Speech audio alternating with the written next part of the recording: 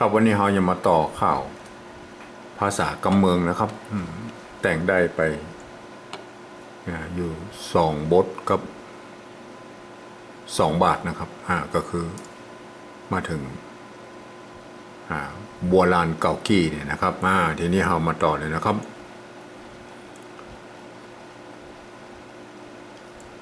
อันนี้เป็นบาทก้อมนะครับมันก็จะต้องต่อโดยบาทสลัดขึ้นนะครับห่างจะสลัดขึ้นไปเสียงตรีนะครับก็วรรคแรกนี่ก็จะลงด้วยเสียงจัตวาหรือสามัญนะครับวรรคที่2ก็ลงด้วยเสียงโทนะครับเสียงโทพิเศษนะครับสัมผัสกับกี้นี่นะครับทีนี้วรรคที่3ก็ลงด้วยเสียงสามัญนะครับแล้วมาต่อด้วย2 ตัวสุดท้ายนี่ห่างจะสลัดขึ้นไปเสียงตรีนะครับเสียงเอกตรีจะดีที่สุดนะครับถ้าบ่มีก็เอาเสียงอื่นได้นะครับทีนี้เรามาต่อเลยนะครับของเก่าก็ดุยฟังเสียงอันว่าสำเนียงโบราณเก่ากี้นะครับสร้างพ่องพ่องนี่เขียนได้2 แบบนะครับจะเอาตัวพระเขียนเลยก็ได้นะครับหรือเอาตัวปะละหงนะครับก็แล้วแต่นะครับนี่อีกกระพ่องเหมือนกันนะครับก็แล้วแต่ถนัดนะครับแล้วแต่นะครับแล้วแต่ชอบนะครับสร้างพ่องกำเหลือกำมันเสียงสามัญใจตัวกะนะครับกำเหลือกำเหลือนี่มันมีอะกันย่อนตัวสระอยู่ลุ่มมีตัวนะครับแล้วก็ตัวอะกันย่อนอยู่ตรงบนนี่เป็นตัวสะกดนะครับสังพ่องกำเหลือนะครับเหลือเสียงจัตวานะครับเหียนี่บ่มีไม่กี้นะครับเห็นไหมครับเหียนะครับตรงละข้ามกับภาษาไทยนะครับเหียภาษาไทยมันจะมีไม่สระอีนะครับเพราะนั้นเหียในภาษาละนาก็บ่มีนะครับเหียตี้เสียงโทใจตุตะนะครับเห็นไหมตี้นะครับตี้นี่เสียงโทพิเศษใจตุนะนะครับนี่กับกี้เห็นไหมครับเสียงโทพิเศษเหมือนกันนะครับนี่เห็นไหมครับคำนี้ก็เสียงสามัญนะครับบาทวรรคนี้ก็จะมี3 กำหรือ4 กำก็แล้วแต่นะครับแล้วแต่จะแต่งนะครับกำกึดดีกำกึดนะครับกึดเสียงตีก็ใช้ตัวกะนะครับกึดกำกึดดีดีกับสัมผัสกับนี่นะครับแต่เป็นเสียงสามัญนะครับทีนี้เอกตรีจะดีที่สุดนะครับถ้าบอกมีเอกตรีก็เอาอย่างอื่นก็ได้นะครับป้องไม้เอกหรือเสียงเอกนะครับป้องแต่เสียงตีนะครับแต่ใจเสียงตีใจตุตะนะครับแต่ทีนี้เรามาเขียนเป็นภาษาปริวัติแบบที่2รอครับก็คือการที่ยืมเอาอักษรไทยมาปรับเทียบเพื่อเป็นอักษรล้านนานะครับสะกดไปเป็นกำไปนะก็อย่างว่ามันก็มีจุดอ่อนจุดด้อยนะครับเพราะว่าระบบการบานเสียงในภาษาล้านนากับภาษาไทยมันเหมือนกันนะครับเพราะนั้นมันจะไปแตกต่างกันอยู่ตรงที่เสียงโทพิเศษนะครับสร้างนะครับสร้างนี่มันเสียงโทพิเศษนะครับสร้างนะครับเทียบไปแล้วนะไหมอันนี้เป็นภาษาปริวัติแบบที่2ก็เทียบไปตามนั้นนะครับเอาก็อ่านตัวสะนะครับตัวสอเสือมาเป็นตัวสะโดนไม่ขอจ้างก็สร้างเสียงโทพิเศษเหมือนกันนะครับสร้างพ่องนะครับพ่องก็เขียนไปตามเงาเขียนนะครับถ้าปนเขียนเป็นปะละหงนะครับเฮาก็เขียนเป็นพอลอนะครับเป็นปะละหงแต่ก็อ่านพ่องเหมือนกันนะครับไม่ได้อ่านพร่องดังนั้นอย่างนั้นนะครับอ่านเท่ากันนะครับสร้างพ่องกำตัวกะนะครับยืมตัวคอควายมาเป็นตัวกะนะครับกำเหลือนะครับเหลือในภาษาละนามันมีอะกันย่อนสระตัวนะครับแล้วตัวสะกดเต็มตัวนะครับเวลาปริวัติก็เอาแค่นี้เอา มันต้องเอามาสองตัวแล้วครับอู้อู้เหียอู้เหียอู้เหียอู้เสียงโทพิเศษนะครับที่เนี่ยครับภาษาไทยเปิ้นเหียเปิ้นมีสระอีครับมันก็ต้องเอียนะครับถ้าบ่มีมันเหยครับให้มันต้องมาข้ามกับภาษาละนานะครับตี้นะครับตี้ก็ใจตัวตะนะครับนี่ที่นี่ตัวนะนะครับยืมตัวหอนอมาเป็นตัวนะนะครับนี่นะครับนี่กำตัวกะนะครับกำกึดนะครับกำกึดนะครับโบราณบนใจอันนี้บนใจไม่กือนะครับกำกึดนะครับกำกึดประเดี๋ยวนี้ก็ใจไม่กือมันตรงหลักศัพท์หน่อยนะครับกำกึดดีดีป้องป้องเสียงเอกนะครับป้องเต้นะครับเต้ใจตุตะนะครับหมายไหมครับอันนี้คือภาษาปริวัติแบบที่สองนะครับที่นี่เรามาเขียนเป็นภาษาปริวัติแบบที่สามนะครับก็คือการที่เอาภาษาไทยนะครับทั้งดุนเลยนะครับมาสะกดเขียนตามสำเนียงกำอู้ในภาษาละนาตำบลบุญนะครับเขียนมาอย่างใดกับว่าไปตามนั้นนะครับแต่ก็ยังว่ามันมีจุดอ่อนจุดด้อยอยู่หลายประการทีเดียวเราเขียนไปก็แก้ไขไปนะครับอย่างเช่นตัวนี้นะครับสร้างนะครับเสียงโทพิเศษนะครับตัวสะนะครับในภาษาละนาเพิ่นโดนไม่ขอจ้างสร้างเสียงโทพิเศษนะครับในภาษาปริวัติแบบที่สองนั้นยืมตัวสอเสือมาเป็นตัวสะนะครับโดนไม่ขอจ้างมันก็สร้างแต่บนพุ้นนะครับอันลุ่มนี่เราครับอันลุ่มนี่สอเสือนะครับเอาภาษาไทยมาเขียนนะครับอันนี้มาเกี่ยวกับภาษาละนาแล้วนะครับฟังเอาหูฟังนะครับรับตานะครับ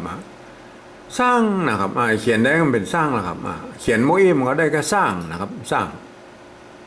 เสียงโทปกตินะครับดูมันเหมือนแบบที่สองนี่นะครับแต่ระบบการอ่านมันผิดกันนะครับระบบที่สองนี่ใ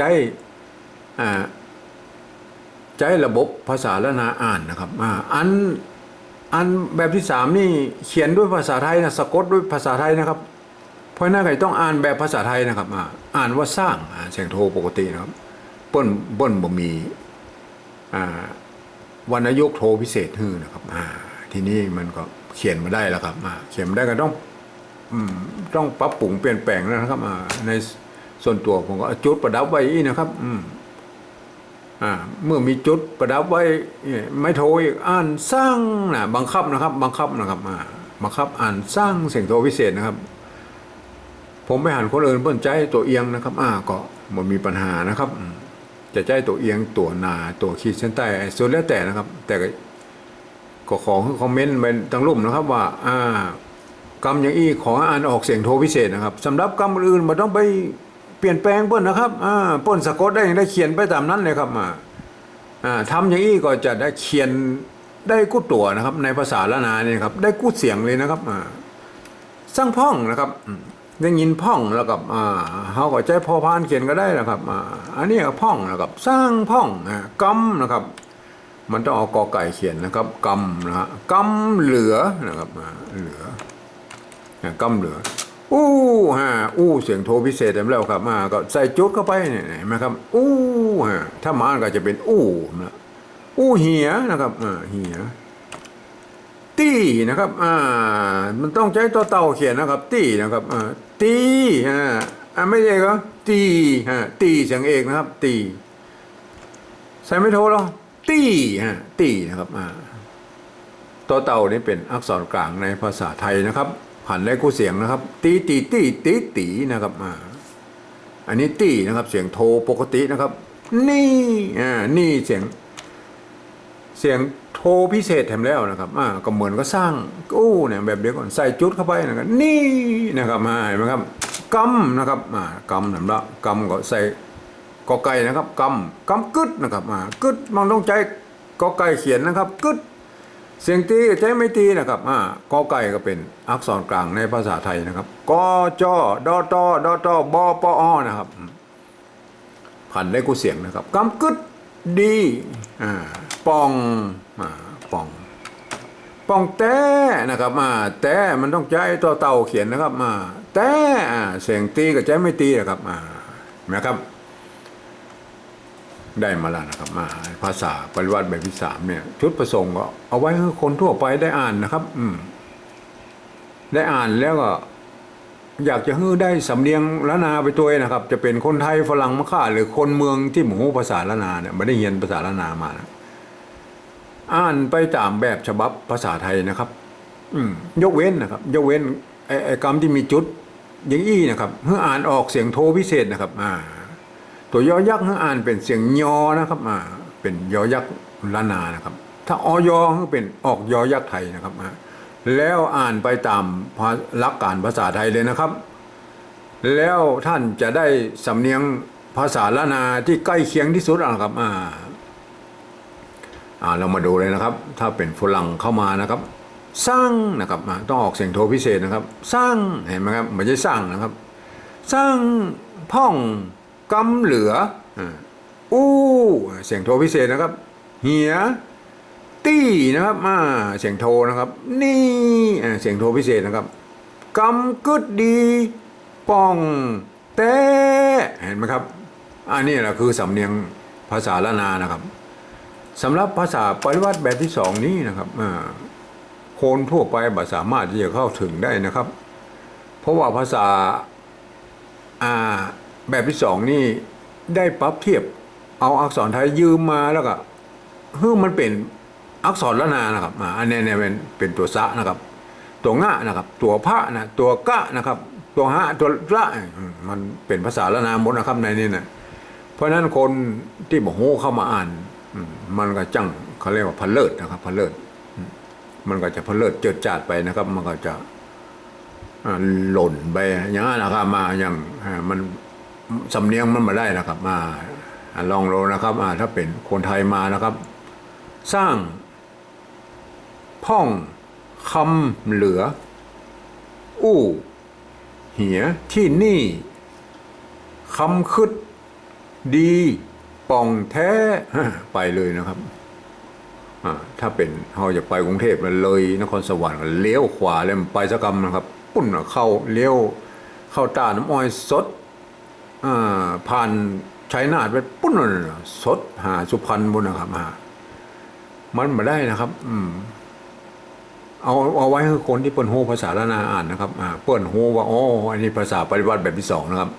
เปิ้นโฮแล้วครับเปิ้นก็จะอ่านสร้างพ่องกำเหลืออู้เหียตีนี่กำกึดดีป้องแต่เห็นไหมครับมันเปิ้นก็ต้องใจอ่านแบบภาษาละนาเก้าเงาอย่างอี้นะครับสำหรับภาษาละนาเก้าเงาอย่างนี้เปิ้นบ่มีปัญหาอย่างนะครับเปิ้นสมบูรณ์แบบอยู่ในตัวของเปิ้นอยู่แล้วนะครับถึงแม้ว่าจะเขียนได้หลายแบบนะครับมาหลายที่หลายทางอย่างไรก็จ้างนะหลักการละนาเปิ้นมีนะครับหลักการอ่านนะครับเปิ้นก็จะอ่านไปตามแบบฉบับของเปิ้นนะครับสร้างพ่องกำเหลืออู้เหียตีนี่กำกึดดีป้องแต่เห็นไหมครับมันอันนี้มันดิ้นมาออกครับมันดิ้นมาออกนะครับภาษาละนานะครับ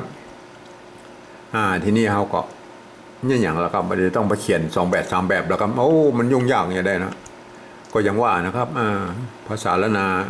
ของเฮานี่นะครับในช่วงนี้ก็กำลังบูมนะครับมันจะให้เปิ้นมาอ่านภาษาละนาล้วนๆมันก็มันไปมันได้แล้วครับมาว่าคนที่ศึกษาภาษาละนามันมีน้อยนะครับ10,000 คนนี่จะฮู้สักคนก็ครับมันยากนะครับเพราะฉะนั้นเฮาก็เขียนแบบปริวัติแบบที่3นี้ไปก่อนนะครับแถมหน่อยถ้ามีคนฮู้นักๆนะครับเฮาก็จะมาเขียนแล้วก็เฮาจะเขียนแบบตั้งบนนั่นนะครับนะครับ